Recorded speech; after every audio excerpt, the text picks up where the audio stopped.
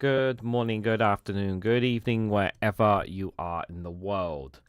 This is Reganelite here. Hello, everyone. Welcome to Reganelite's Watch Along, episode 87 of this series, where we watch and react to certain clips and videos online. We're going to be looking at, obviously, the fallout from PMQs and from the whole Epstein scandal with regards to Peter Mandelson. That's what most of this live stream is going to be procurement about. I've got some extra stuff on the Epstein Files, as well as some stuff. Additional stuff from America and the other UK news as well.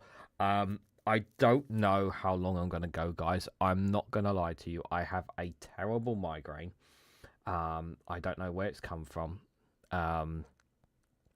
So we will see how things go. But obviously, like, I really wanted to do this one because of how significant it is.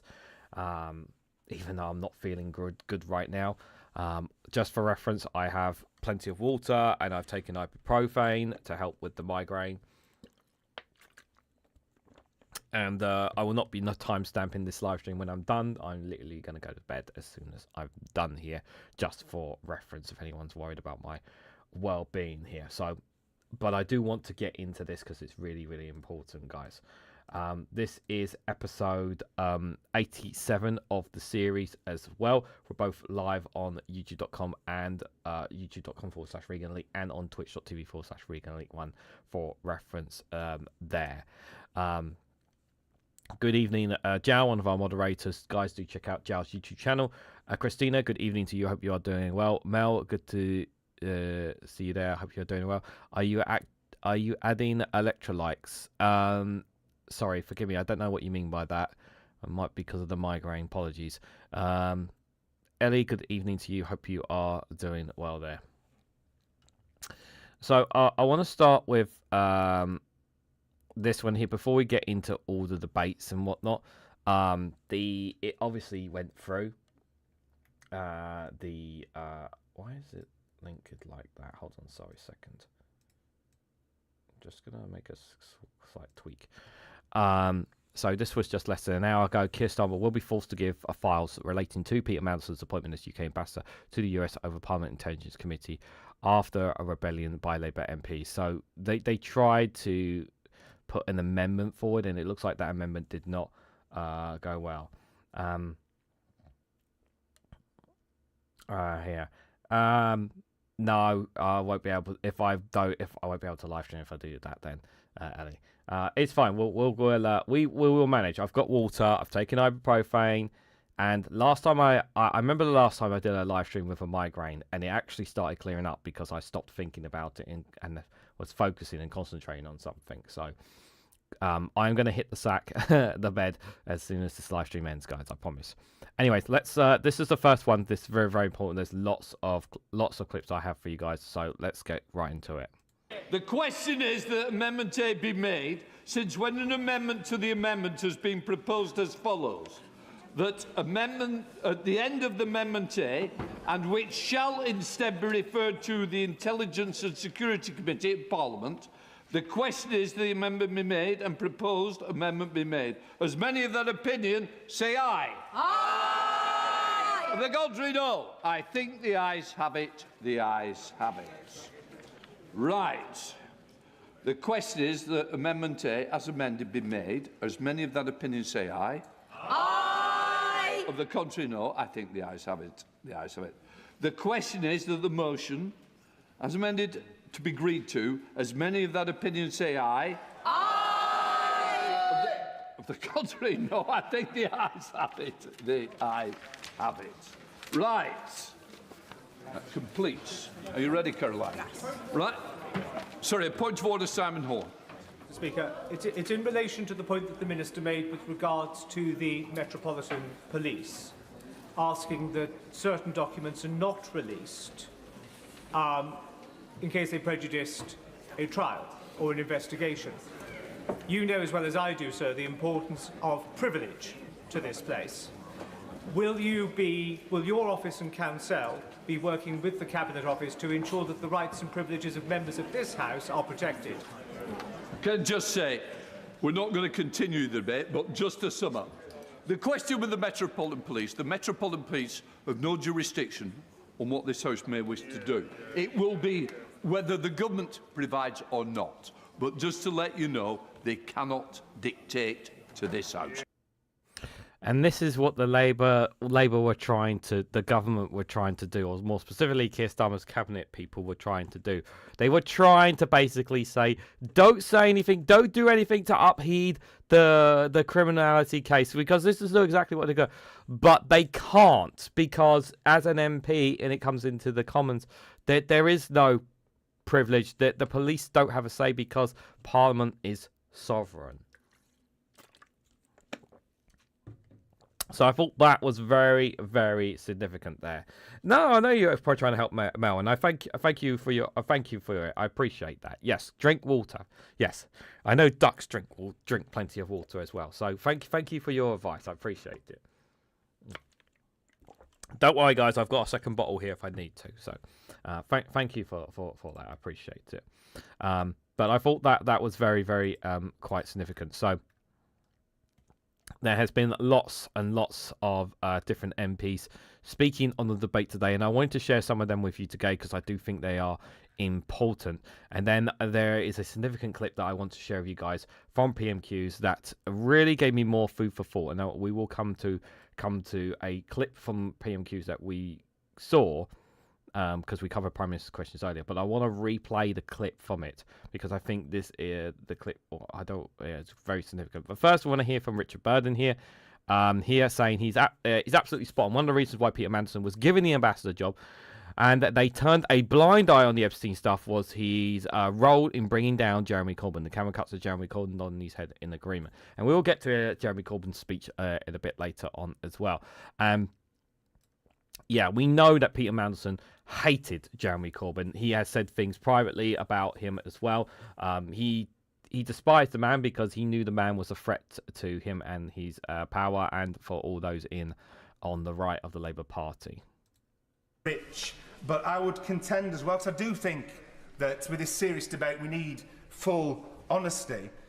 As I alluded to before, one of the main reasons that Peter Mandelson was let off the hook and eased into one of the most important offices he could be given by the Prime Minister was because of his role in internal Labour Party factional affairs. And that is just completely wrong. I mean, I'll quote Peter Mandelson, who said, "I work every single day in some small way to bring forward the end of his term in office," referring, of course, to the Right Honourable member for Islington North, and that comment was made whilst he was leader of the Labour Party, and Lord Mandelson was a Labour Party member. And I would say that that is the reason he was so grateful for the job that Peter Mandelson did, kicking the left again and again in the Labour Party, that they turned... I will give way shortly. I think the Prime Minister would be really delighted if I did give way, because I'm trying to come to an important point. So the point I'm making is that the reward for that factional role that he boasted about, that he revelled in, the reward for that was that a blind eye was turned to the fact that the Prime Minister knew of the relationship between Peter Mandelson and Jeffrey Epstein. The reality is, and I will give way in a second, the reality is that Peter Mandelson wouldn't have made it onto a panel of local election candidates in the Labour Party. Yet he wouldn't have made it into the parliamentary Labour Party as a candidate for the general election. Yet, because of his factional role and his relationship with the super rich that quite frankly stinks, he was eased into the position of ambassador to the United States of America. And that's the truth, whether or not people choose to admit it. And I will choose to admit it or not, basically. Very well said from Richard Burton there. Absolutely. Peter Mandelson, because he was a good boy. He was a good boy that whenever he sniffed money, whenever money came his way, whenever there were connections with powerful people, he would always say, yes, what can I do for you? What can I do for you that would benefit you? many times over.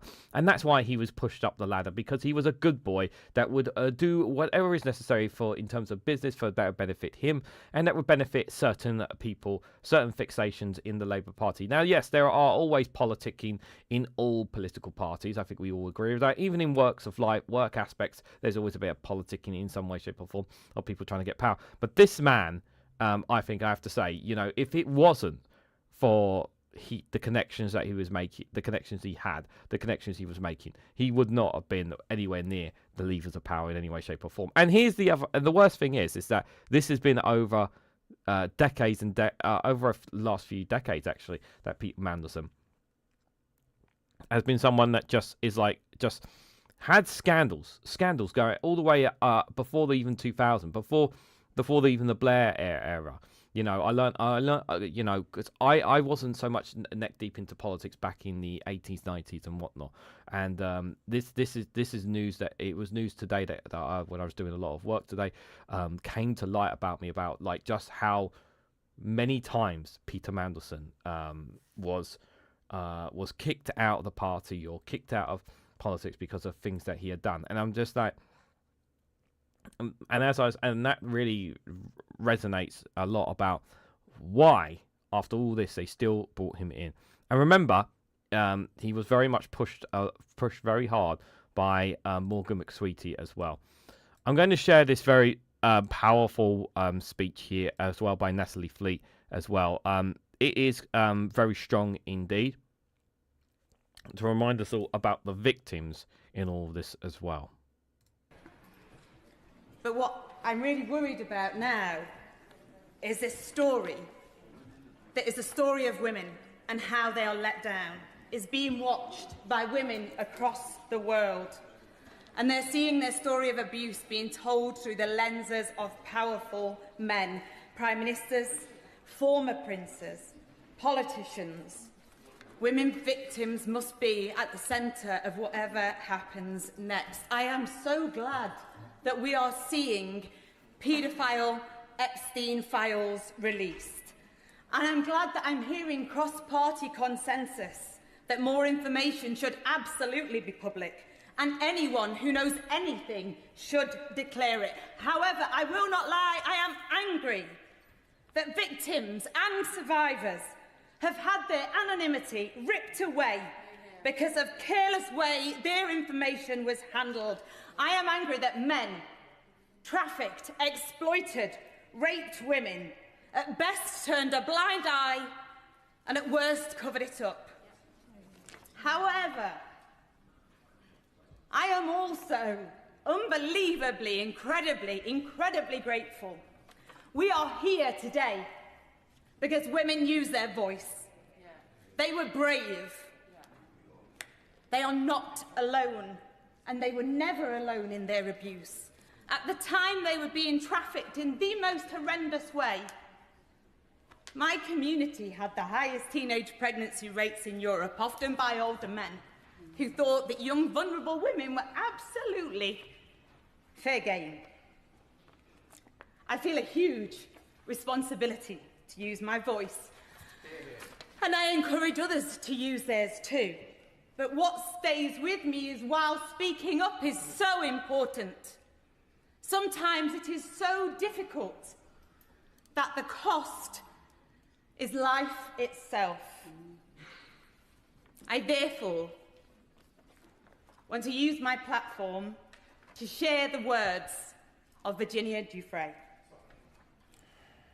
I am sorry to say that for all that's happened, more action is needed, much more, because some people still think that Epstein was an anomaly, an outlier, and those people are wrong.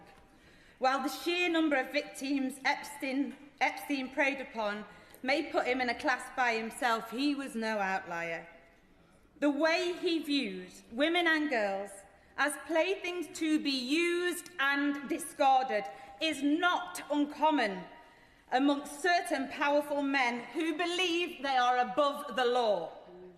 Many of those men still go about their daily lives enjoying the benefit of their power. Do you know why the world is as bad as it is? It's because people can only think about their own business and won't trouble themselves to stand up for the oppressed, nor bring the wrongdoers to light. My doctrine is this: that if we only see cruelty or wrong that we have the power to stop and do nothing, then we make ourselves share the guilt. I hope for a world in which predators are punished, not protected. Victims are treated with compassion, not shamed. And powerful people face the same consequence as everyone else. I yearn, too, for a world in which perpetrators face more shame than their victims. True. And when anyone who's been trafficked can confront their abusers when they are ready, no matter how much time has passed. We don't live in this world yet.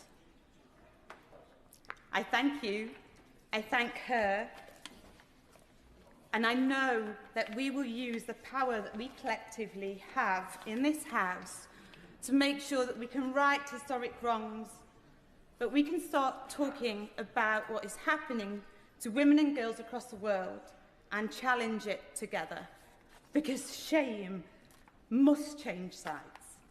Thank you. What a very powerful speech, and yeah, I was moved when I listened to it first time, and it's yeah,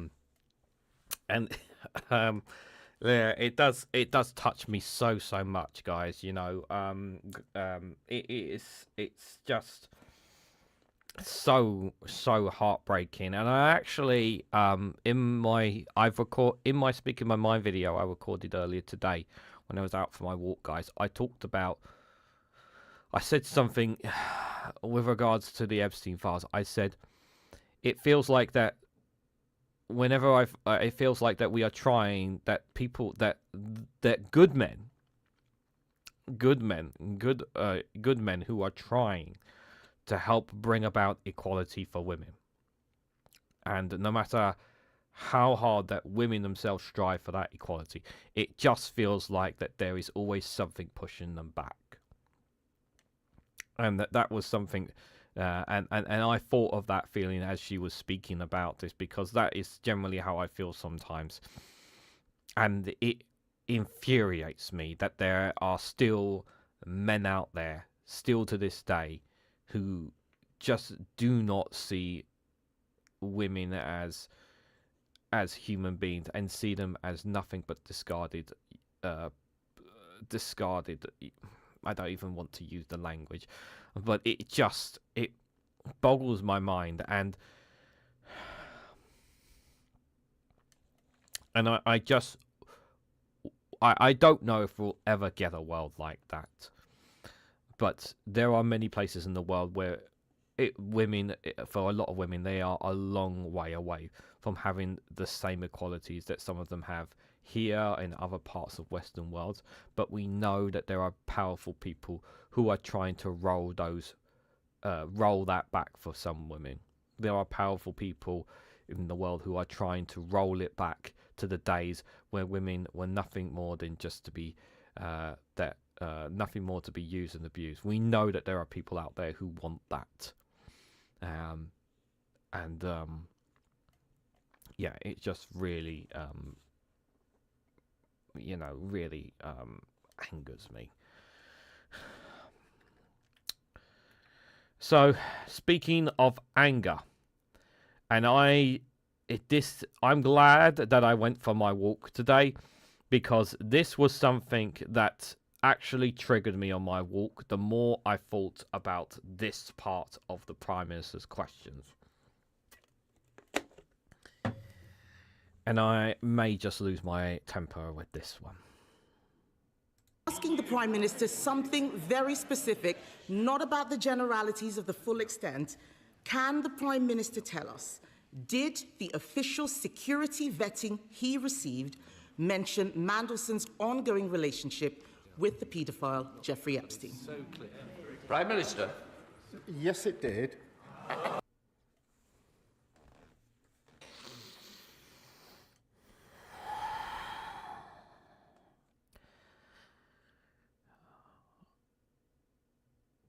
it did not clock on me just how serious this moment was when we watched it earlier. And I went into a fit of rage when I was out on my walk, the more I thought about this. The first thing that do you know who I was thinking of when I was on my walk about when he made that thing? Do you know who I actually thought of? There's one Labour MP out of all the LMPs on that side of the house that I was thinking of. Do you know who I was thinking of? I was thinking of Jess Phillips. Because Jess Phillips is, regardless of what you might think of her as a person, she has been a champion for fighting against violence against women and girls. She has stood to try and help victims as much as she possibly can. The work that she has done is undeniable. She is an extraordinary person and has done so much for victims out there. And I know she's trying really hard in government to do the same work that she has done when she was in opposition. I generally believe that. She is not a perfect politician. I am not disputing that. But I think generally as a human being that cares so deeply about this stuff, you know, she was the person that I was thinking, what on God's fucking green earth was she thinking when he said that? How can she, never mind the party, how can she possibly defend or stand by that Prime Minister knowing, like the rest of us, when someone who cares so deeply about this subject, cares about it, and works with people on a regular basis, how can she defend this man knowing that he had a relationship with, that Peter Mandelson had a relationship with Jeffrey Epstein, knowing what the man was doing? How can she have any confidence whatsoever in that Prime Minister? How? Just how? And the fact that he knew of the relationship, and yet he didn't do anything about it. He didn't do anything about it. And this was a guy that was a prosecutor. A prosecutor who went after these kinds of people when he was a lawyer. So it makes me wonder, and I generally does this as a prime, not just as a prime minister, but as a father. How the hell does he sleep at night knowing what he did when he believes so much in justice, so much in protecting women and girls? How the fuck does he sleep at night knowing that he allowed him to still be a member of the Labour Parliament, a Labour government? Knowing that, part of this party, how the fuck does he sleep at night? I don't give a shit what blackmail or incriminating evidence it is. He should never, ever, ever have set foot in that ambassador role. The moment Keir Starmer heard about those links to Epstein, he should have cut the fucker off straight away. Regardless of whatever punishment or whatever backlash he gets from people within his own circles. Fuck them. Because you would have put your morals above anything else. And he didn't fucking do it.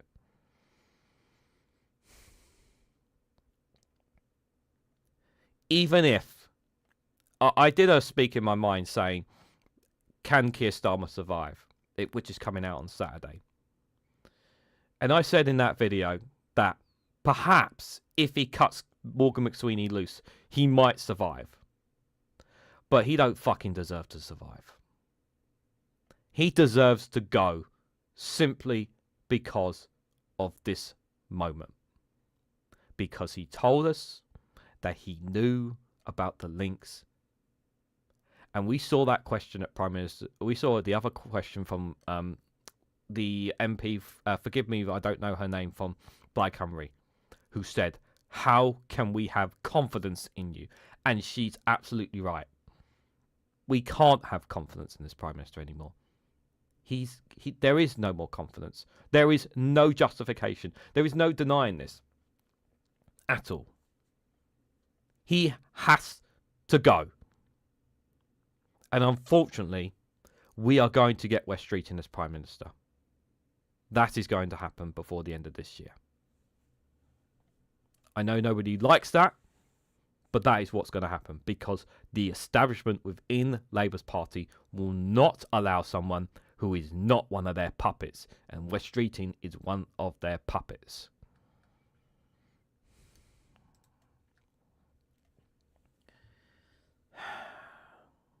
He probably sleeps thinking he did nothing wrong. He's not sorry for what he's done. He's not sorry he got caught. That's 99% of guilty people, says Mel. Good men raise women up to the positions of relevance they deserve. The title Mother is the highest title bestowed of all humanity, says Dave McGuinness. Good evening, David. Thank you for that comment. Appreciate it. And anyone else, if I didn't say, Pete's Music, Martin, if I missed anyone, I apologise. I was brought up by my grandfather. Respect women was hammered home 100%. He was the most mannered and respectful man you could be, says Pete Music.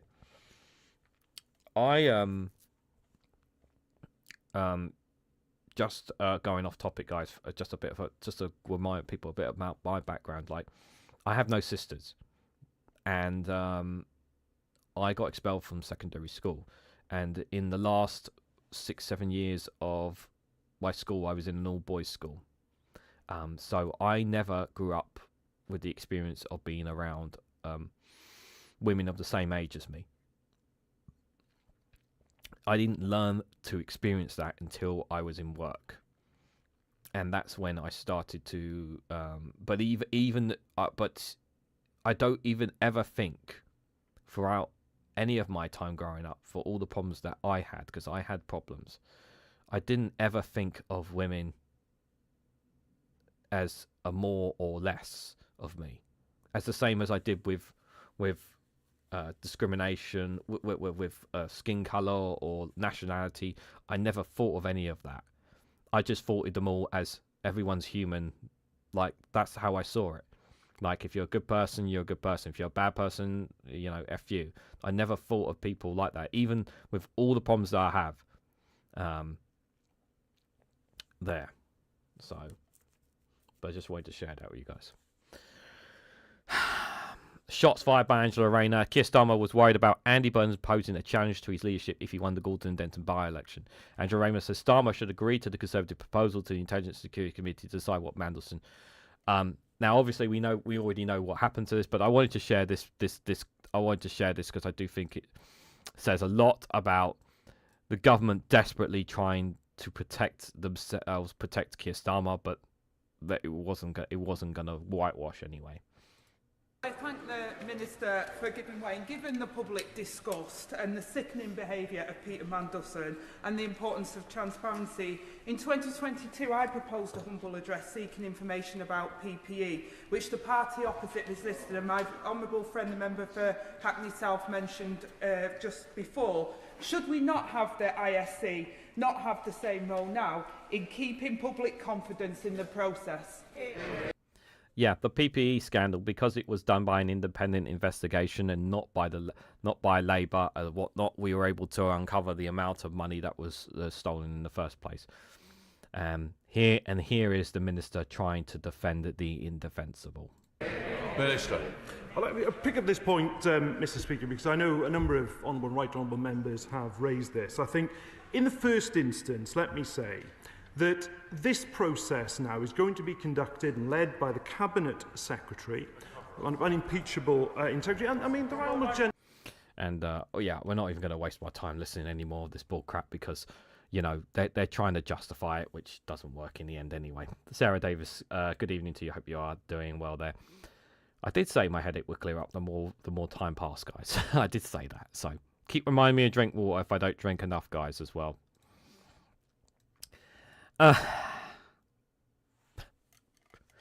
You could already see the comment, the title of the tweet before I even played the clip, guys.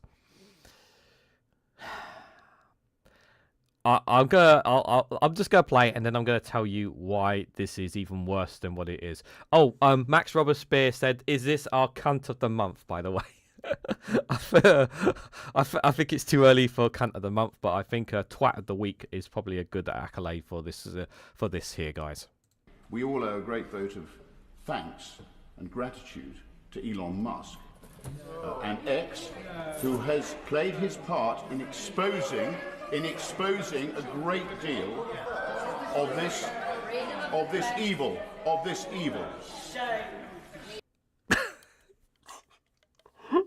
You fucking idiot! Sorry, I'm sorry, guys. If I swear too much, you can tell me off if I. But you are a fucking idiot.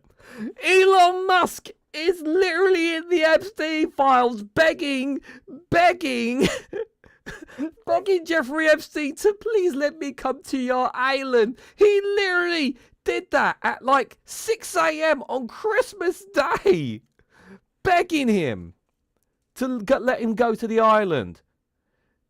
And here he is sucking up to Elon Musk. It's so stupid. It's so stupid. You just couldn't write this shit up. Oh God. Oh God, excuse me for that. Oh my God. We do not owe a great vote. A great deal of thanks and gratitude to Elon Musk for exposing the Peter Mandelson scandal. Okay, all he did, okay, he didn't do anything regarding Peter Mandelson. Okay, all Elon Musk did was breaking news: Donald Trump is in the Epstein Files. That's the only thing he did. Okay, he is not the reason Peter Mandelson got exposed. Okay. The people we should be thanking is the Republicans who backed the Democrats to allow the release of the Epstein Files in the first place. I think it was 3 or 4 Republicans who voted with the Democrats to ensure that the Epstein Files passed in Congress, to make sure that it got as far as it did, so that it was forced on Donald Trump's table that he had to sign it to release the Epstein Files. Those are the people we should be thanking, regardless of how you feel about the Republicans and how nasty they are as a party. The Republicans who backed the Democrats in the US to release this and to release this. They're the ones who be thanking, not Elon fucking Musk. Idiot. Richard Burden again speaking again. He's one of the, he is like one of the few Labour MPs who just, I'm surprised Labour haven't expelled him for just being a left winger in the party. The Prime Minister confirmed that he did know before he appointed Mandelson as ambassador that there was a relationship between Mandelson and Epstein post Epstein being in prison for soliciting prostitution of a minor. The reality is this: if somebody with that track record went for a job at any business or school, if somebody with that track record tried to pass the vetting to be a Labour council candidate, they would not pass. So I believe this. I believe the reason that a blind eye was turned to Mandelson's relationship with Epstein was because of rotten factionalism within the Labour Party. He'd served Keir Starmer and people around him well by sticking the boot into the left over the years, and this was his reward. A rotten factionalism which has put the national interest at risk. Nobody, regardless of their politics, can understand why a Prime Minister from any party would appoint to such an important role somebody who he admits he knew had a relationship with somebody like Epstein at that time.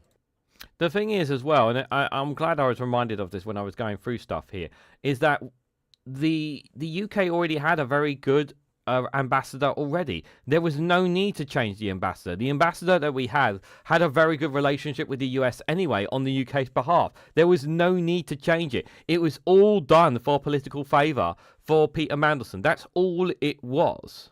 That's all it was.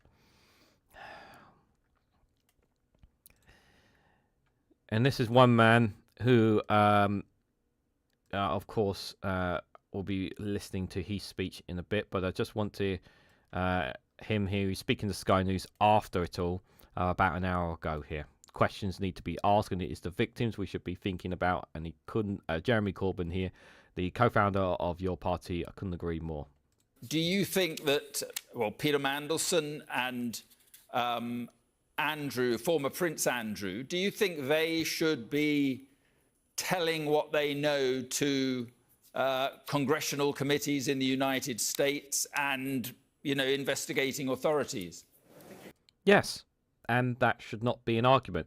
I've said this before, like, if there is a way to force Andrew to the United States to answer questions to Congress, he should be forced to do so. If there is a way to make Peter Mandelson be forced to address Congress with regards to his relationship with Epstein in the files, he should be forced to go to as well. I hope this criminal investigation that has been open, I hope the Metropolitan Police do a thorough job and really dig as deep as they possibly can. I'm not gonna lie, I am a little bit fearful of potential political influence that will try to dissolve, try to salvage some of his credibility in some way, shape or fashion. I'm worried there's going to be political influence on whoever does the investigations for the Metropolitan Police. I'm only alleging that. I'm not saying that's definitely going to happen, but I am concerned about that because politicians do have a tendency to try and interfere with things. Let's hope that does not happen. Let's hope that the police are able to conduct it properly and without any political pressure or any jurisdiction in any way, shape, or form. But I'm hopeful that does not happen with their investigation. Well, yes, I do, because the offences were clearly committed, or most of them anyway, within the jurisdiction of the USA. But we also understand that young women were trafficked into various European capitals, including London, and so offences were committed within many jurisdictions. But I think it is perfectly reasonable that the US Congress would say they want to interview Andrew Mountbatten and Peter Mandelson. And I suspect the only way would be if they voluntarily went there to be interviewed. But there are questions to be asked. There are victims here. Gillian Goffrey took her own life. Others are in a desperate situation. They'll be scarred forever by the experience of the behaviour of Jeffrey Epstein. It's the victims we should be thinking about. And remember, Peter Mandelson didn't give a two shits about the victims in any way, shape or form. Did not care. He did not care in any way, shape or form. Here.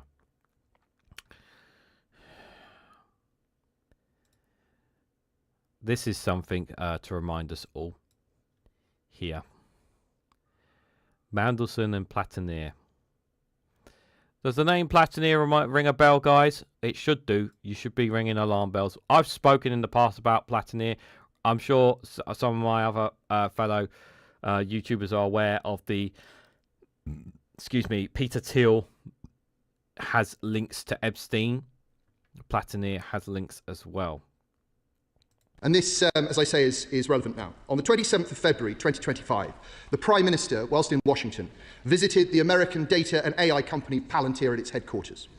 The meeting did not appear in the Prime Minister's register of visits. Why not? It only came to light later. Now, Palantir, we should remember or remind ourselves, was a client of Global Counsel, the company in which Peter Mandelson had a commanding share. Later that year, Palantir received from this government a £240 million deal. British companies couldn't compete. That deal was granted by direct award. You see what's going on here, right? This is the same Platineer that would like nothing more than... This is the same Platineer that holds our fucking data. Given the allegations now coming to light about Mandelson's conduct, can the Minister assure the House that the Cabinet Secretary will review the circumstances around the award of that contract and assure himself that there are no other such contracts, no other undisclosed meetings, that the government is going to go through all of the communications that Mandelson sent out whilst he was ambassador, messages we must assume, some of which were sent to old business contacts, potential few business contacts, and so on. In conclusion, Mr. Speaker, the Prime Minister knew that Peter Mandelson had maintained an unhealthy relationship with a man who was a convicted paedophile, and he appointed him to the role of ambassador anyway. Everybody in this House should be shocked by it. It must be concluded that had the Prime Minister been pressed on that point at the time, the appointment would not have been made. But the Prime Minister knew, his aides knew, and the appointment was made anyway. What else did he know? Only after this humble address, only if the government treats with it in good faith, will we know that. I very much hope that it is not the case that we find that there are gaps in our security and vetting process. If there are, the government will be able to fix them. But I think it's also likely that we'll see that there were reports that consistently raised concerns that were swept away, and it will then be the duty of the government to disclose who swept them away and why. Ultimate responsibility must rest with the Prime Minister. It is time for him to take responsibility. I will say this, though. Was it not the Conservative government that approved the contract with Platineer in the first place and not Labour? Wasn't it them who were originally the ones who approved of the contract? I'm pretty sure that it was already kind of being set in motion by the Conservatives. I don't know how much of a link Matt Hancock, who was Health Secretary for a long time at the time, was linked to Platineer, and I'm sure someone here can find a link of some shape or form.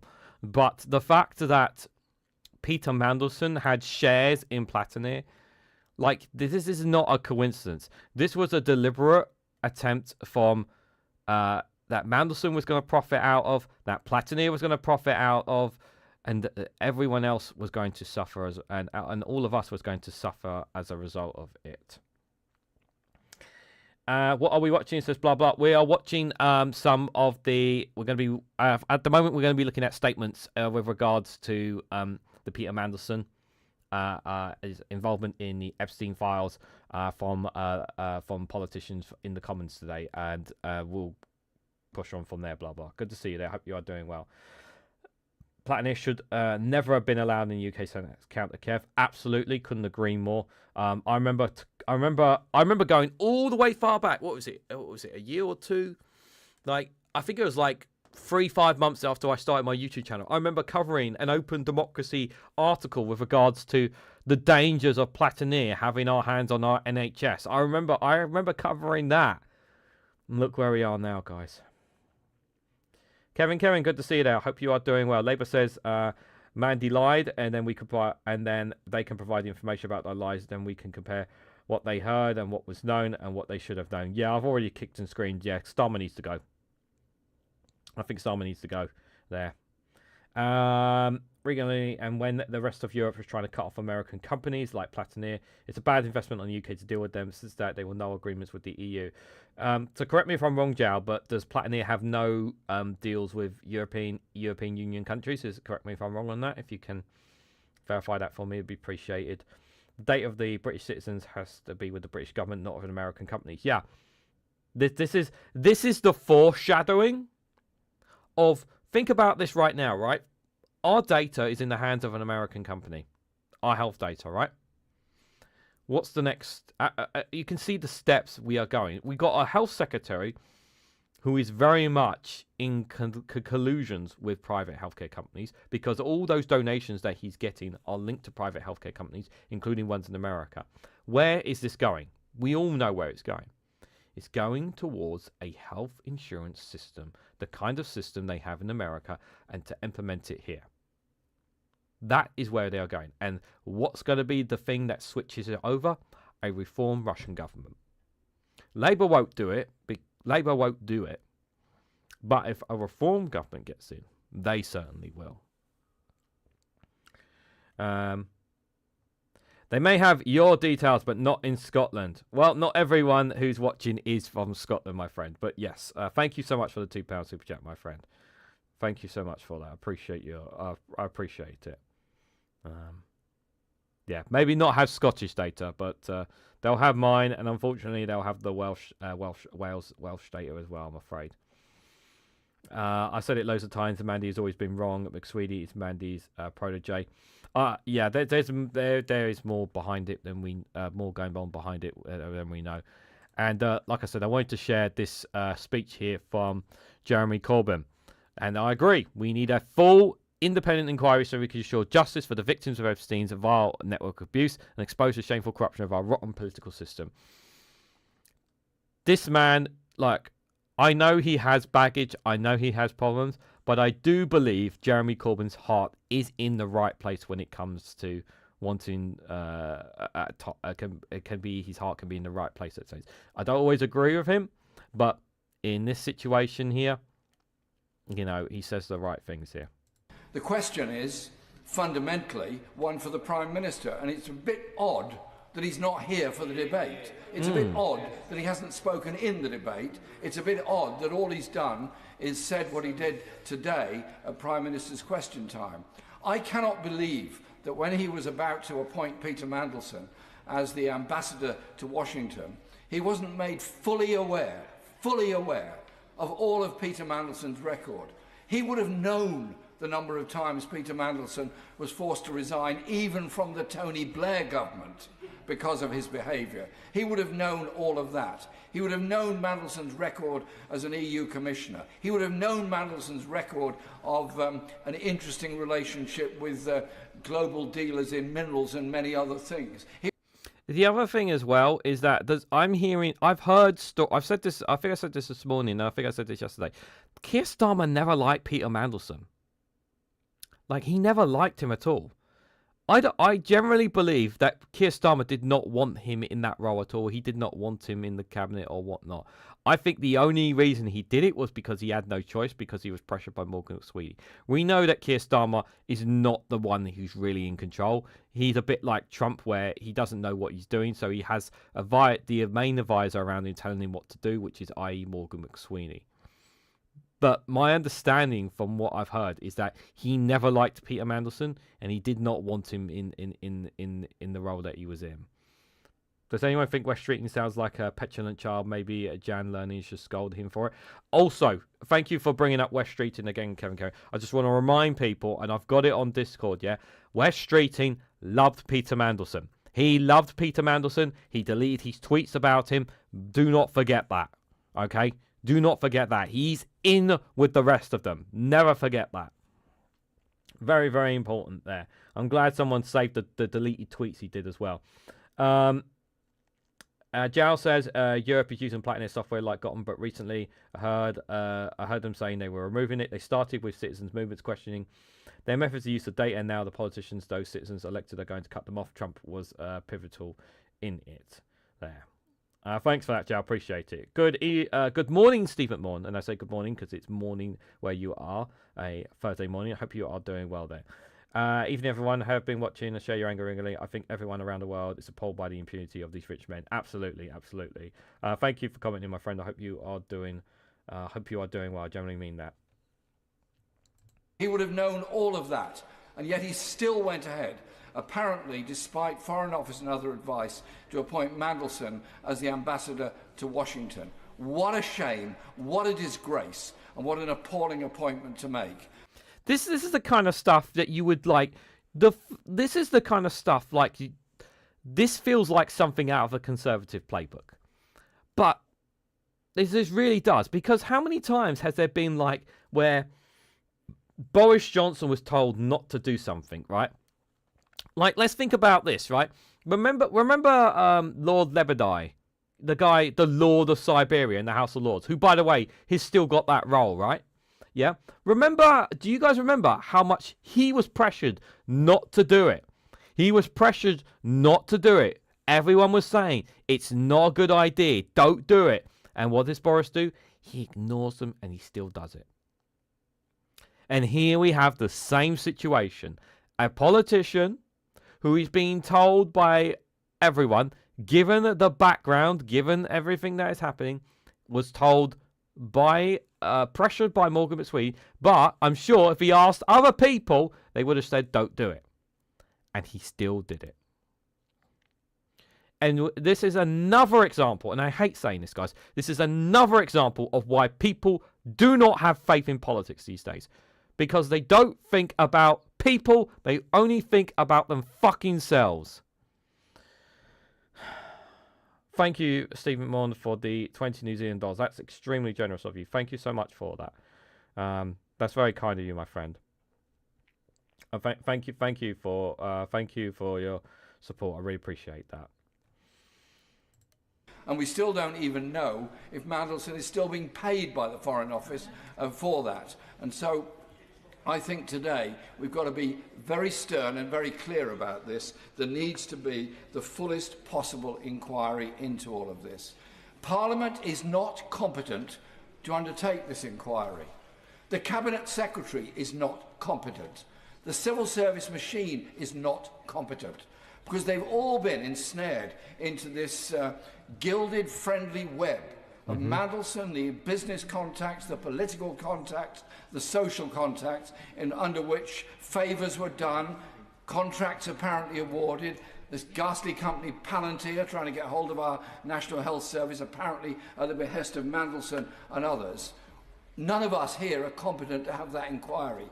That's why I intervened, and I thank those members that did give way earlier on how the inquiry should be conducted. I think it has to be on the basis of something judicially led, independent, and for the most part in the public eye.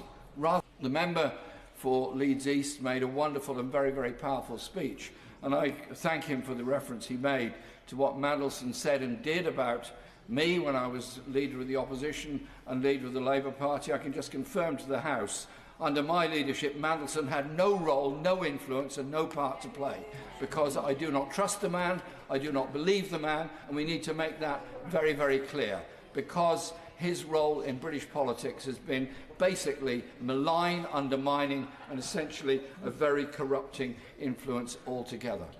And so when we look at our politics, we need to look at the role that big money plays, the role that patronage plays, the role that turning a blind eye to crime plays, because that is what we end up with, the national embarrassment of Mandelson being the ambassador to Washington, apparently on the basis that it was a risk worth taking in order to please Donald Trump. Epstein was very, very powerful and very, very wealthy.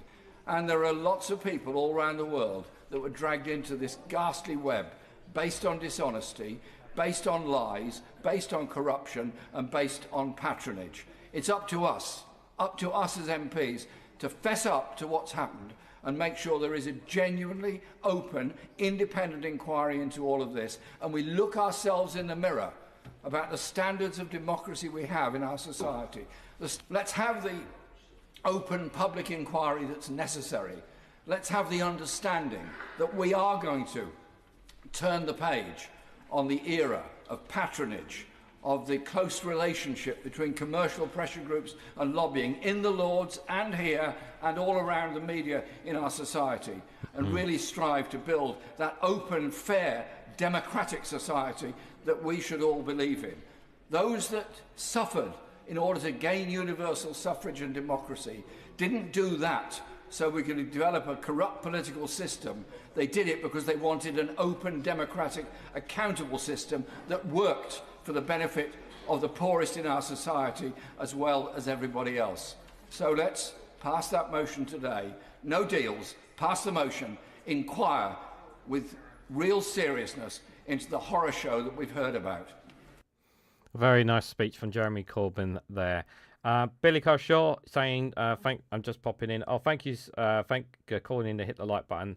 Yep, and respect the badges, of course. Thank you, Billy, for that. Appreciate it. Hope you are doing well. Person, good to see you there. Hope you are doing well. Enjoy it, Corbyn time, proving your judgment correct. Yeah.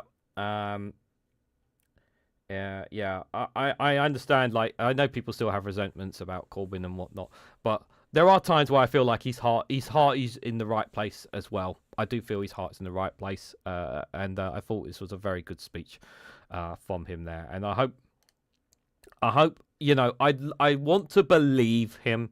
I want to believe that we will go down this path. But given the current political climate, given the polls, and given how the public are feeling, I don't see that happening right now. But I want to believe that will happen. I want to believe, guys. I really do.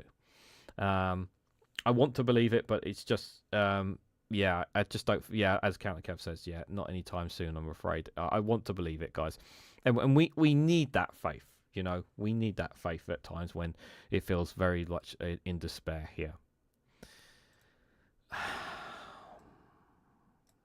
think the public watching it, I would hate them to think, as many of them do, that all politicians are the same, they're all on the make, they're all in it for themselves, and they're all in it for the money. And what we've got here is a really awful moment where people will think all their prejudices about politicians have proved right. And you know, after all my decades in the House of Commons, I absolutely believe that Peter Mandelson is the exception, not the rule. And that's why the... That is 100% bullshit, and you fucking know it. Peter Mandelson is an exception. Go on, chat, throw me names of other people who is also, in her words, an exception. Because there's plenty of other politicians who have done terrible things. To imply in some way, shape or form it's just one fucking bad apple is an insult to me. It's an insult to everyone in the chat. It's an insult to the British public to make them think, oh, it's just one bad apple. Everyone else is all perfectly fine. Do not fucking insult my intelligence. And this was someone who was the so-called mother of the house. Mother of the house, my arse. Absolutely disgusting. Claiming that Peter Mandelson is the fucking exception. There's a long fucking list of Tory MPs who discarded their rule as an MP, who insulted us time and time again. Many members of Conservative MPs over the last 14 fucking years of putting up with them. There's a shitload of them. And yet here you are having the gall, the fucking nerve to tell us that Peter Mandelson is an exception. Not even going to listen to the rest of what she has to say. Absolutely disgusting. Absolutely disgusting. And treating you all like a bunch of fucking idiots. That's what she's basically implying. She thinks you're thick. That's what she generally thinks. Ridiculous. Now, I'm not going to play all of this, because this is from Novara Media. But I do think this start of this bit here is here. I did watch the full. I did watch their full live stream from this as well. From this yesterday as well, which I thought was very, very good. Do check it out if you get a chance to as well. From them, Novara Media, because they do great content. They do some great stuff there, guys. There. But I thought this bit at the start from this clip is very, very good to remind us of. Just reminds us of things that were said in the past, you know. There's a real buzz around Washington right now. You can sense that there's a new leader in town, that he's a true one-off, a pioneer in business and in politics. Many people love him. Others love to hate him. But to us, he's just Peter.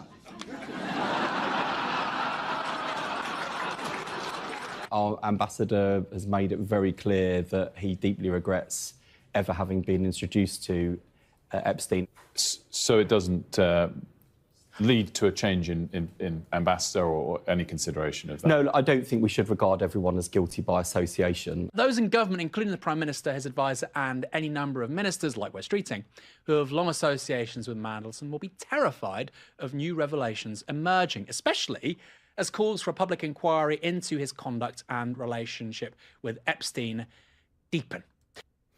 Indeed. Like I said, guys, do check out Navarro Media's there, but I wanted to share that little bit there. Just to remind you, I remember that clip. Do you remember that clip of Wes Streeting trying to justify saying, well, we don't want to associate everyone with it. Like I said, Wes Streeting is a suck-up. He is a big fan of Peter Mandelson as well. So I just wanted to kind of remind us of that, and just like this bit here of him smiling and all that kind of stuff, like. And he knew as well. Of course, I had to dig this up, and thank God I found this when I did. Why? How could I not have Stephen Flynn speaking? I'm so glad the SNP put this up within the last hour while I was digging, because I would have been very sad if I didn't have at least something from Stephen Flynn. But here he is talking about it. Let's hear it from Stephen Flynn here. Let it rip, Stephen. For months, the Prime Minister and various members of the Labour Party, various ministers, members of the Cabinet, have told us all to ignore our eyes and our ears. That he did not know, that he was not aware of the relationship that existed between Peter Mandelson and Jeffrey Epstein. And today he admitted at that dispatch box that he did. And of course he knew. Of course he knew. In The Guardian, in 2023, Rowena Masson wrote about the court documents that had been released in the United States of America, which referenced the fact that Jeffrey Epstein had maintained a relationship with two individuals prominent in British public life. You'll know them. Andrew Mountbatten Windsor and Peter Mandelson. The Prime Minister knew. Just as he knew when Jim Picard of the Financial Times asked him in January 2024 about the relationship. The Prime Minister knew then. He's seen the photos that each and every one of us in this chamber seen of Peter Mandelson in the luxury accommodation in New York alongside Jeffrey Epstein. He knew that they had a relationship, and yet he ignored it. He ignored each and every victim of Jeffrey Epstein when he chose to appoint him as the ambassador to the United States of America. That could not be more true. He did. He ignored those victims. And that's again goes back to that point of when he admitted it. Goes back to that point earlier on when he said about admitting it. The victims. He didn't think about the victims. And again, this reiterates why Keir Starmer must go. But also, and this is going to upset me, but you know what's going to happen, guys, when Keir Starmer goes, right? You know what's going to come. Do you know what's going to come? So here's what's going to happen, right? We don't know when, but he's going to get the boot. Keir Starmer's going to get the boot. And Wes Streeting is going to get the nod. I'm guaranteeing you that. Unless something happens to Wes Streeting, he will be getting the nod and he will be appointed as Prime Minister. And then, when he gets in as Prime Minister, guess what's going to happen, everyone? He wasn't elected. He was not elected. We never elected him as Prime Minister. We elected Keir Starmer as Prime Minister. We demand a general election. Everyone will be saying it.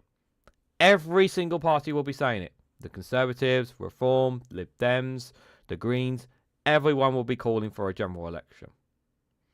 And eventually, they will call it. Because if they don't call a general election, they will be hypocrites.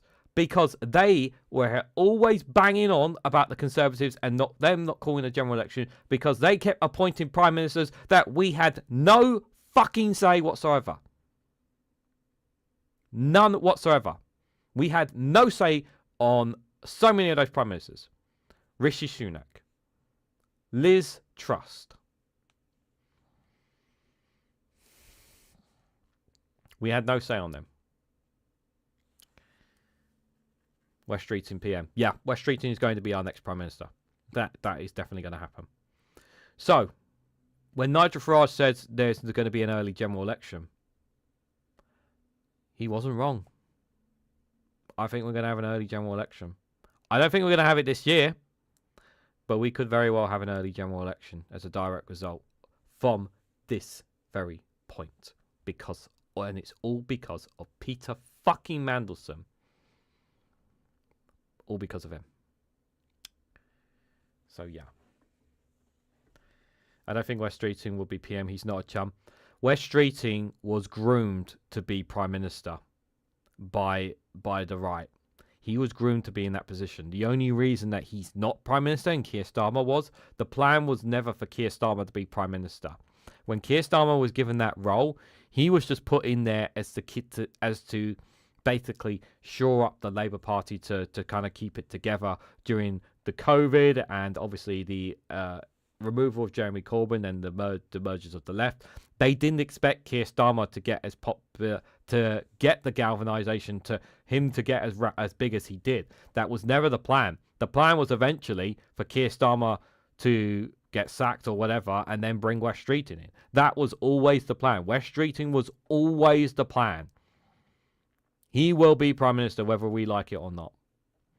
But whether he wins a general election, which he won't, that's going to be another thing.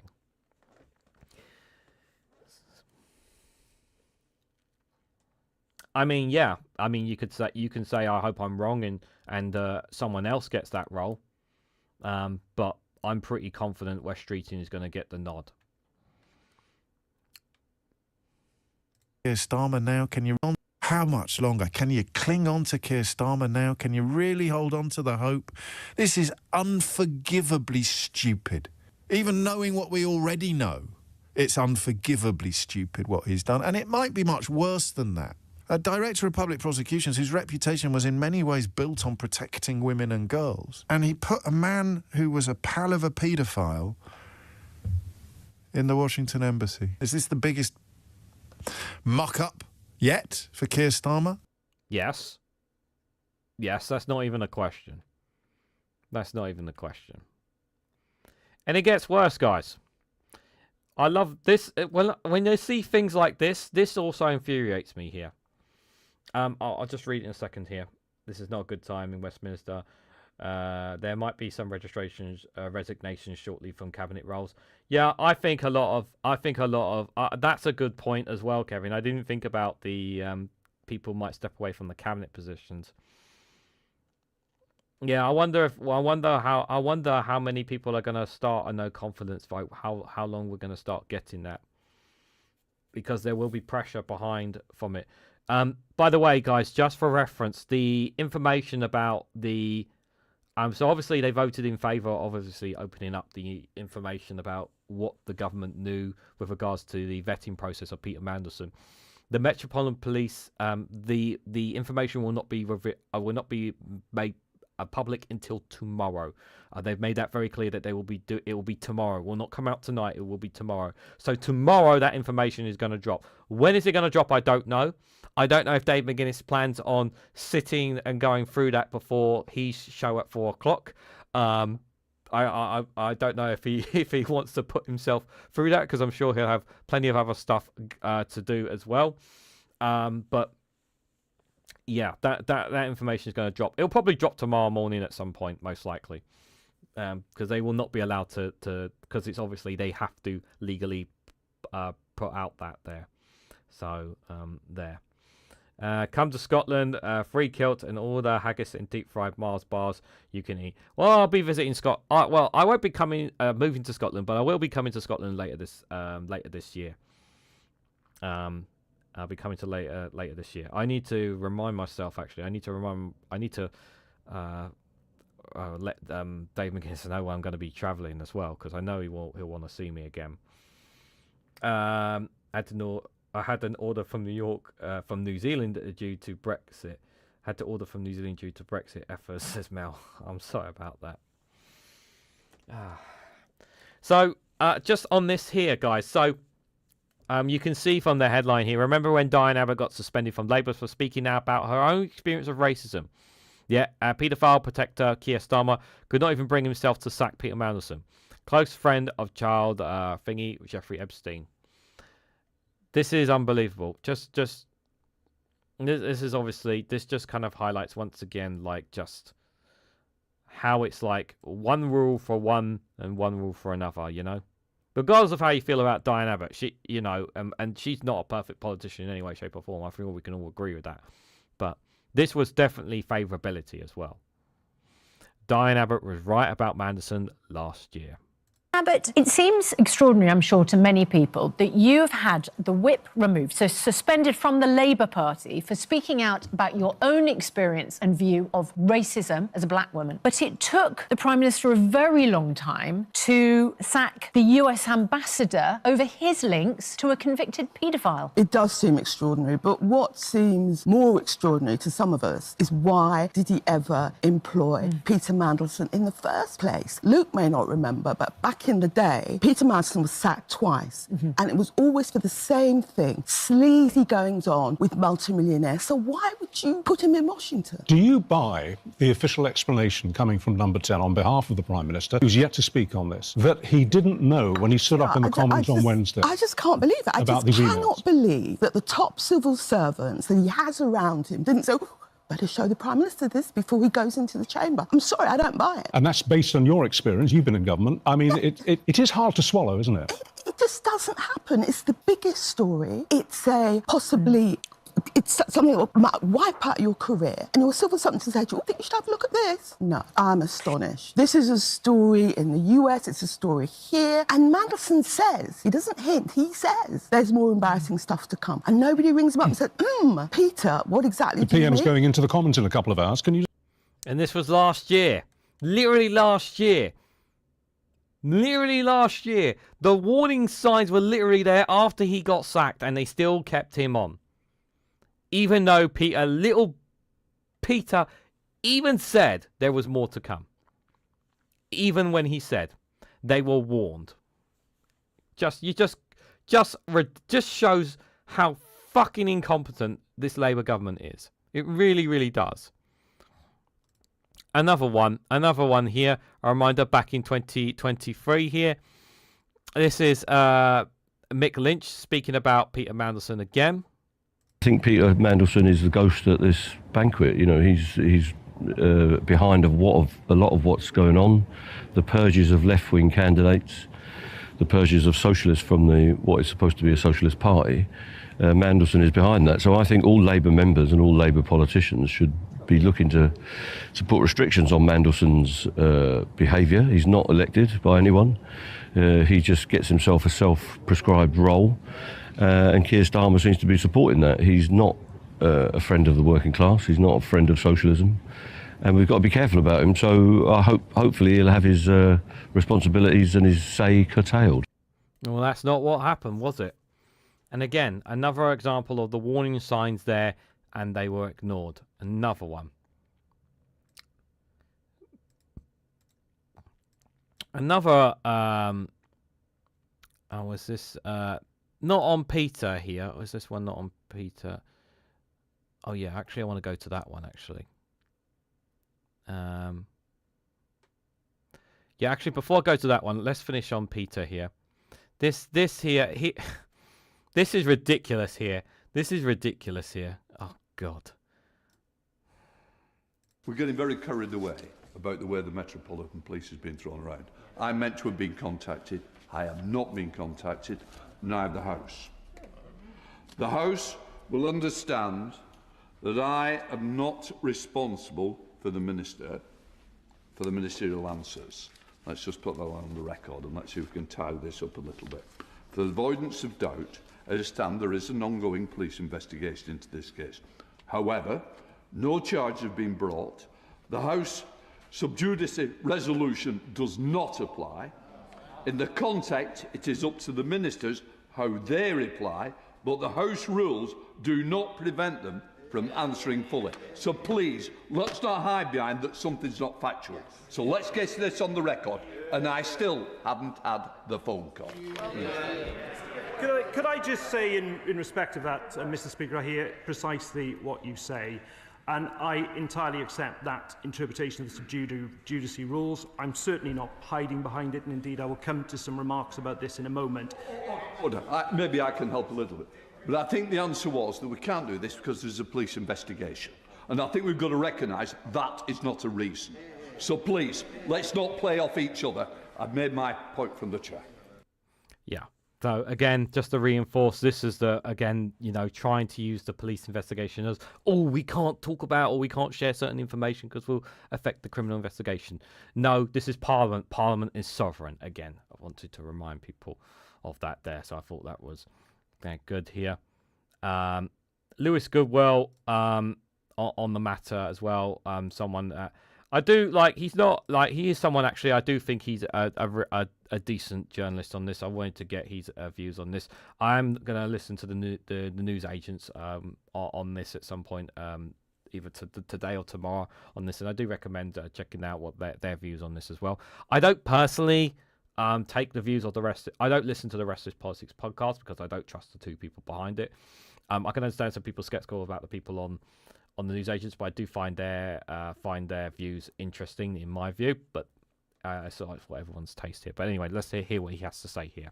Some of the revelations from these documents, I mean, they would make even the most ardent conspiracy theorist blush.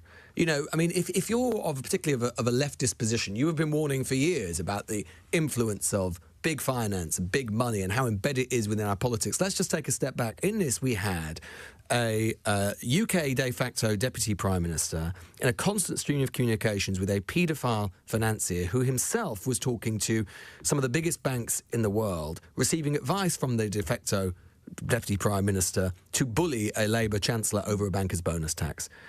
This is exactly the sort of cartoonish way in which power actually works that we are constantly told by elites it does not work. And this is also, I remember, and something else that was pointed out to me as well, I'm doing a lot of work as well. You know how QAnon sort of always said about the deep state controlling everything? Do you remember the QAnon theories, the conspiracy theorists are saying about how the elites control everything, that they rape women and children, all that kind of stuff? It's not so far-fetched now, is it? It's not so far-fetched.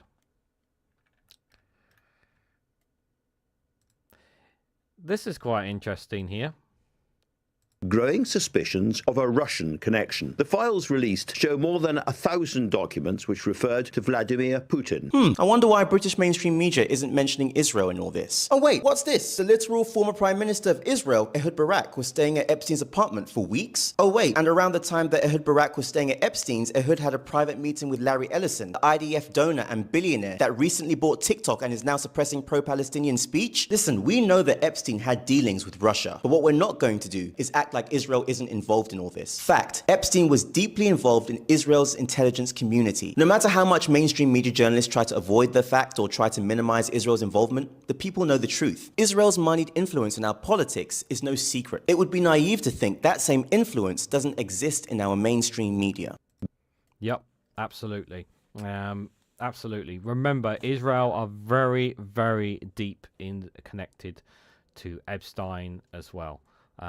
And that's just, and obviously, but I was going to play this one, but it's pretty much the same as the other one we just heard there. But yeah, I don't think there's any denial of that. Excuse me. I don't know whether or not we're going to get the answers that we want. Guys.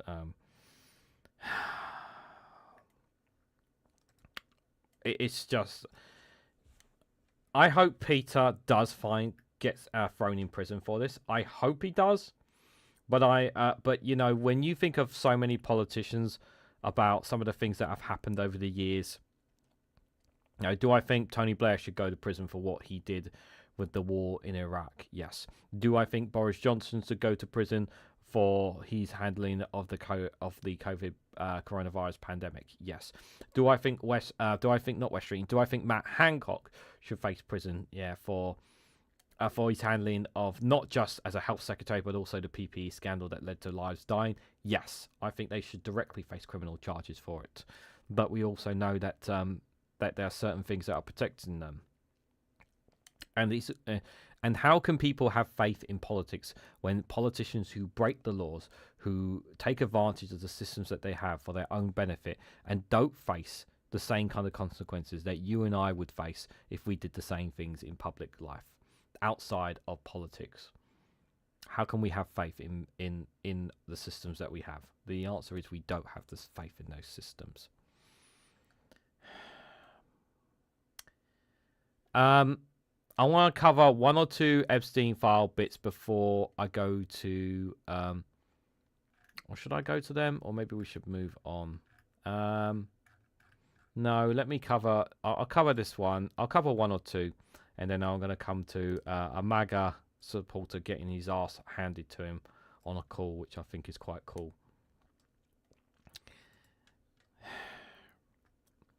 Victims' names weren't redacted, predators' words. Every room had cameras, but somehow all the videos vanished.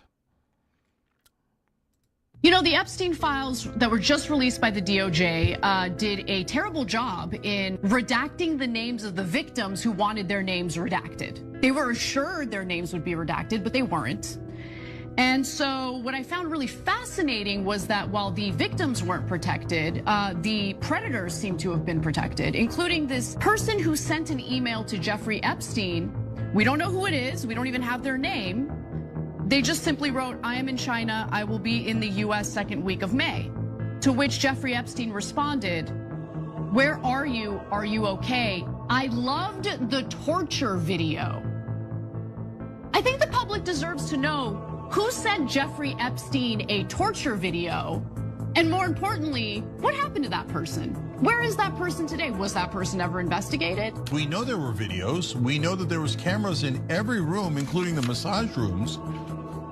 And now our government tells us, oh no, golly gee, we can't find any of the videos. And then we have legacy media doing nonsensical stories about, oh, you know, we don't know if there were video. Yeah, I mean, sure, every room had a camera, but we don't know that they taped anything. Taped anything.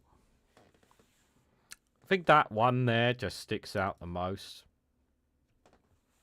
Like, why are you covering the person who it's from? Why are you covering that? Who is that person? I want to know who that person is. I'm sure you guys want to know who that person is. That's Netanyahu. I shouldn't laugh, but if that was Netanyahu, I don't know if that's Netanyahu. Yeah, let's just assume it's Netanyahu. Yeah, fuck it. Let's just assume it's Netanyahu. Fuck it. Let's just assume it's him. No, let's not do that, guys. Look, look. I don't give a shit who it is. That person needs to face justice. Okay? That person tortured someone. I'm alleging, obviously we're talking about a young girl, maybe even a child, a young woman, perhaps, in relation to this. And we don't know who that person is.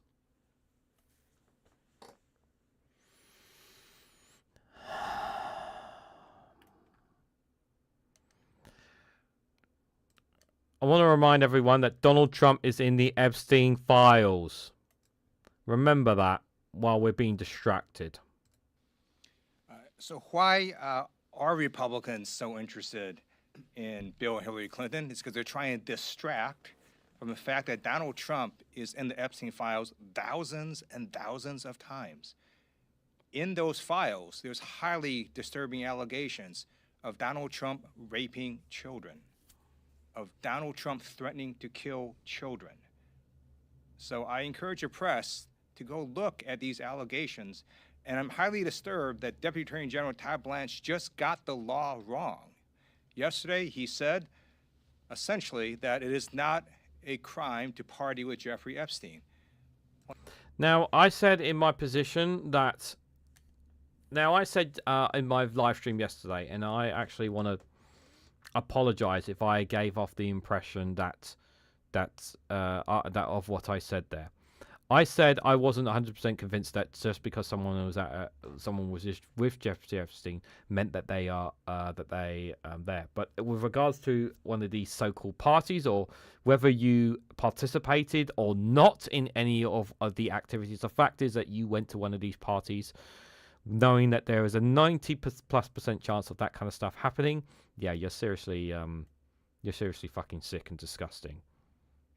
And we know how much Elon Musk was desperate to be a part of these parties. So I regret the comments that I made yesterday in trying to play it down, and I apologize for that. Well, that's actually not correct.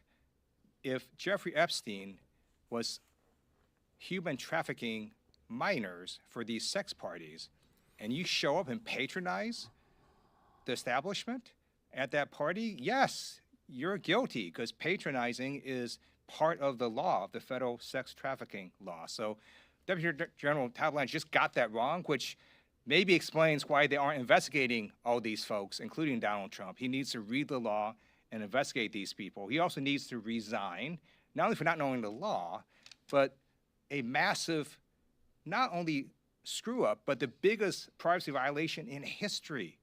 They release a lot of pictures of minors unredacted, just violated the privacy of these girls.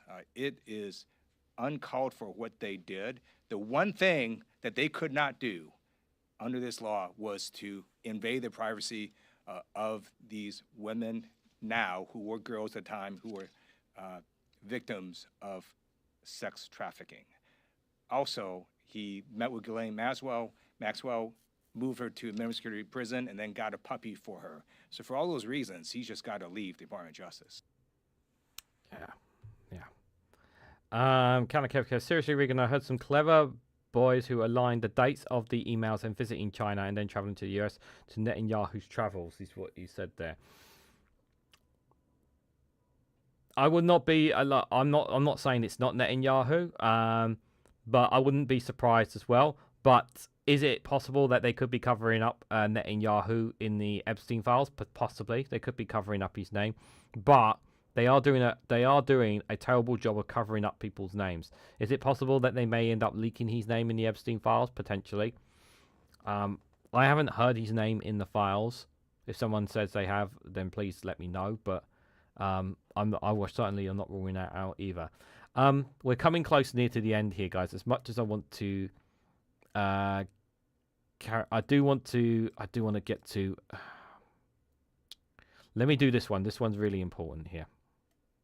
And, I'm not sure if it's intentional or it's incompetence, but what is very clear is that the DOJ has disregarded the well-being of the survivors. One of my clients was named 538 times in the latest release of Epstein Files. Wow. 538 times. Of course, we immediately alerted the DOJ. As of yesterday, it was down to 2 times, but 1 time is too many times. It is unacceptable. They have had so much time to do this, and this is just simple redactions. It's just redacting names. This is not rocket science. And the whole reason they're claiming that they're basically late, they violated the law, and they were almost a month and a half late to reveal these documents, is they needed to redact. Right. But what were they doing for this time? 538 times is just beyond comprehension and competence. One person. And she was not the only one of my clients whose name was released unredacted in these files. It's incompetence, and it's just unacceptable. Unbelievable. Unbelievable incompetence is a great word to put it there as well. I'm going to leave the rest of the Epstein Files because I do want to share this clip here, because I think this is absolutely brilliant here. So I want to share with you this maggot bigot that gets fucking owned, and because it's not often that I actually bother to listen to some of these, but this just came across my feeds and I wanted to share it with you guys. So I hope you guys enjoy this. Has Barack Obama ever been accused of roasting from this guy here? Has Barack Obama ever been accused of sexual assault? No. He hasn't. Okay. Has Barack Obama ever attacked Gold Star families and POWs and said he didn't respect them because they were captured? No, but no. Why? No, there's no but. There's no but. No, there's no but. Has Barack Obama ever been an adjudicated liable abuser in a courtroom? No, but with all that... No. With all that being said, I'm not done yet, sir. Has Barack Obama ever been sued, thousands of lawsuits, because he didn't want black people living in his buildings?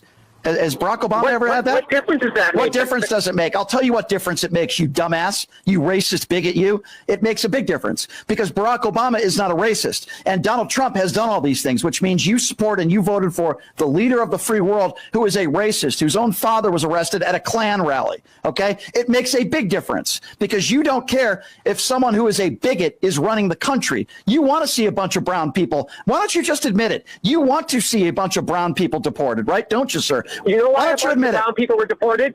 Because there wasn't millions of white people. If it was a million white people coming across, there you go. The truth finally comes out. The truth finally comes out, sir. You don't want brown people in this country. You want it to make America white again. Why don't you just admit it? That's just who was at the border. That's all. If it was, by the way, 2 million that is people also coming from not El Salvador true. that were white, that is also it would be the same thing. that is also not true. In fact, Donald Trump has welcomed those from South Africa that are 100% white who are seeking asylum with open arms. Okay. 50. Can you give me an example of 50 people that he welcomed with open arms that were seeking asylum that are black?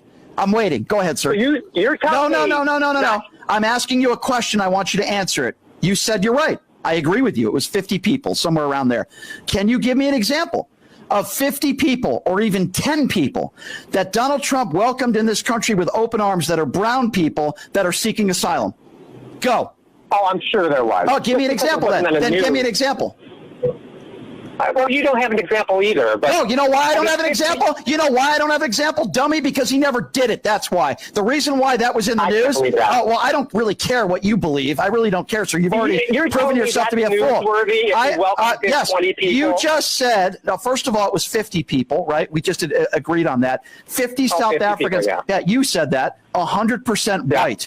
And all I'm simply asking you is if you can give me the same example, to your knowledge, less or more, of people that were brown. Why didn't he do that for brown people? The reason why you can't come up with an example, and the reason why I can't come up with one, because he never has. Because Donald Trump is a racist just like you. That's why.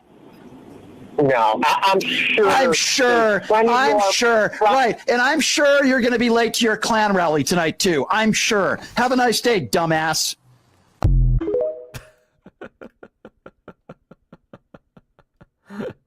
Oh. Okay, I've got to play this one. This is not a funny one. This is a very serious one. I've got one more video. Okay, I think I'm going to do... Yeah, I've got one more video after this, and then we're going to wrap up, guys. We're going to wrap up. If anyone wants to help me get over the Super Chat goal Super Chat goal tonight, that'd be greatly appreciated, by the way, as well. But he is overrated, says Jal. Okay.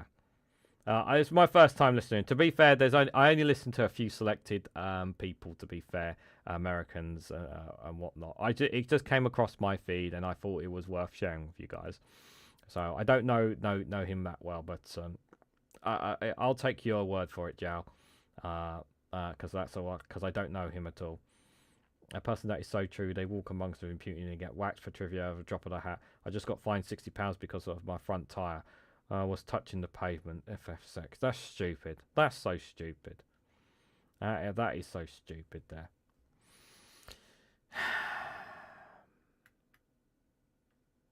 This hurts. You were shot 5 times, which is terrifying and horrific. Your own government called you a domestic terrorist. Is that correct? Correct. And you're not a terrorist, of course, correct? No, I'm not. You're a teacher, is that right? Mm-hmm. Yes, correct. You were convicted of no crimes, is that correct? Correct. Have you ever been convicted of a crime?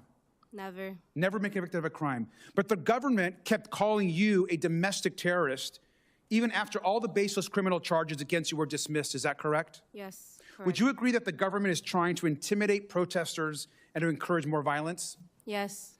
Is it true that in the body cam footage, the CBP officer told you to, and I'm so sorry for saying this, the officer told you to, quote, do something, bitch, before he fired? Yes. It's disgusting, shameful, and it gets worse. Ms. Martinez, these are images of texts sent by the agent who shot you. and they're actually disturbing to read, but I think it's important for the public to see this. The agent linked an article about your shooting and texted, "Read it. 5 shots, 7 holes. I fired 5 rounds, and she had 7 holes. Put that in your book, boys." Oh, well, it is what it is. Shit happens. This is someone that works for the United States government. I fired 5 rounds, and she had 7 holes. Now, he was talking about you, and it's our understanding that he was actually bragging about his aim, shooting an unarmed American citizen. Is that right? Correct.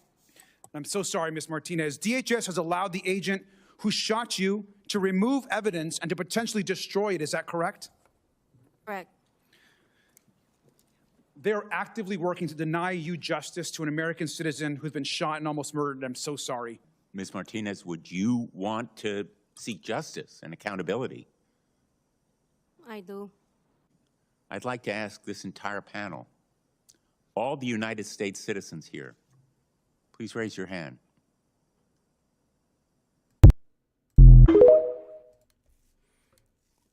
That really upsets me. You know, we obviously, you know, when we've spoken in the past about ICE and how terrible it is, obviously, what's going on right now in America, and 2 innocent Americans lost their lives. But luckily, this woman did not lose her life, thank God. But it doesn't change the fact that they smeared her, that they tried to discredit her, that they tried to claim that she was a terrorist, that she was a threat, and make all kinds of names under the sun here, and she did nothing wrong. And she was shot. She was shot, and as of right now, the person responsible has not been found accountable for the actions that he did on this innocent this American woman at all. And they treat it like a fucking Call of Duty game. Oh, you know, I didn't get as many shots as you do. It's a game to them. It's a game to them. Steve, thank you so much for the $5 New Zealand dollars. Thank you so much, my friend. You've been more than generous tonight. Thank you. Appreciate it. Appreciate the support. Thank you for that. So the where is that one I had? Sorry, 1 second. I just want to double check the bookmark that I had that I wanted to share with you guys. The last one I had for you guys before we finish. There's so much more I wanted to share, but I just don't have enough time. So I thought this was quite fitting here. I believe this was yesterday, especially if people like football. They'll probably resonate with this a little bit as well. So the I believe he's still the Manchester City manager, Pep Guardiola, speaks out, and you know, sometimes, you know, I'm pretty sure a lot of sports journalists would prefer them not to speak out and just to keep quiet about what's going on in the world. But sometimes you've just got to express how you're feeling about what's going on in the world right now. And fair play to him. Fair play to him. Never ever in the history, in the humanity, never ever we had the info in front of our eyes watching more clear than now. The genocide in Palestine, what happened in Ukraine, what happened in Russia, what happened all around the world, in Sudan and everywhere, what happened in front of us. What's happened right now, still right now, with all technologies, all the advances that we have, the humanity is better than ever in terms of possibilities. We can reach the moon, we can do everything. But still right now, we kill each other for what? For what? So, and I see the images, I'm sorry, it hurts. It hurts to me. That's why in every position I can help, speaking up to be a better society. No, I want to change anything, but I tried, I will be there. All the time. It's for my kids, for my families, for you, for all of you, for your families as well, for the kids, for the family of my players, for all the staff. And everyone do whatever he can, you know, in his job, in his life, the best. And the injustice, from my point of view, the injustice, you have to talk. You have to talk. Otherwise, the justice move on. You know? Look what happened in the United States of America with Rene Good and Alex Pretty. So had been killed. One in an informer, a nurse, NHS. Imagine NHS, you know, 5, 6 people around him, go on the grass, 10 shots. Tell me how you can defend that. How can you defend it? And he speaks quite powerful there about, obviously, you know, the injustices, because there's a lot of injustice happening in the world right now. And social media opens our eyes to a lot of that injustice. And trust me, there's a lot. Trust me, if it was up to Israel, they would shut all that information out about what they're doing in the West Bank and what's happening in Gaza if they could. And they're still trying to every single day. They try to every single day. Indeed. Steve, thank you again for another $5 New Zealand. You don't need to do any more. That's more than enough. You've been more than generous. Honestly, I mean that sincerely, Steve. Thank you so much. Honestly, you don't need to super chat anymore. Honestly, honestly, you've been more than generous. Thank you. Honestly, I appreciate that. I really, really do. Thank you, and I appreciate all of you coming out tonight to tonight to this live stream. I've gone well over time, and I will. Although I don't feel the migraine right now, as soon as I get into bed, trust me, the migraine's going to come back. Because at the start of the show, as you guys know, I had a banging headache, and it's cleared up now. But trust me, it'll be back as soon as I hit the bed. I want to say thank you to everyone who came along tonight. Thank you guys for all your comments. Thank you again, Steve, for the very generous super chats tonight. I really, really appreciate it. I really mean this sincerely. I hope you found the live stream I provided for you guys tonight informative, helpful to you. Maybe put things in different perspective about what's happening right now with regards to Peter Mandelson, the Epstein Files. I generally hope I was helpful to you guys tonight. I really mean that. And I appreciate people coming out, because it really it shows that people are maybe not just interested in my content, but maybe interested in what I have to say as well. So thank you guys. I really appreciate it. I have no plans to do a live stream tomorrow afternoon or evening. I do have work I need to do anyway. Just for context, there will be a Good Morning show tomorrow at 11 o'clock. If you can join me for that, great. I'll be greatly appreciated if you can join me for that show. I've only got the Good Morning show tomorrow and Friday for the rest of the week, guys. I know you guys would have wanted me to do a non-politics live stream tomorrow, but considering that I've got a lot of other things I need to take care of, I think it'd be in my best interest not to do another live stream tomorrow evening. But yeah, if you can join me for the Good Morning shows, both Thursday and Friday this week, please feel free to do so. If not, you can always check out Rumble and Patreon. There are free videos you guys can check out on both those platforms as well. So you don't have to pay for them. You can check them out for free on both of them. Links are in the description as well. You can also join me on the Discord community, which is free to join as well, on there as well. I also have community posts that I'll be posting both polls if you guys want to participate in them and share your thoughts about any of them. I'll be doing some new ones obviously over the next couple of weeks, and if you're a member as well, you'll get obviously one of the best things about being a YouTube member for this channel is you get pictures of my cats, Jasper and Dolly, because that's the best thing about being a YouTube member more than anything. I know how much you guys like seeing pictures of them. So yeah, enjoy the rest of the evening, whatever you guys are doing. Take care, look after yourselves as always. I really do sincerely mean that. But on your way out for me, if you can, please hit that like button, share across social media. Please consider subscribing to the channel as always. And thank you all again so much for watching. And I hope to catch you all very, very soon.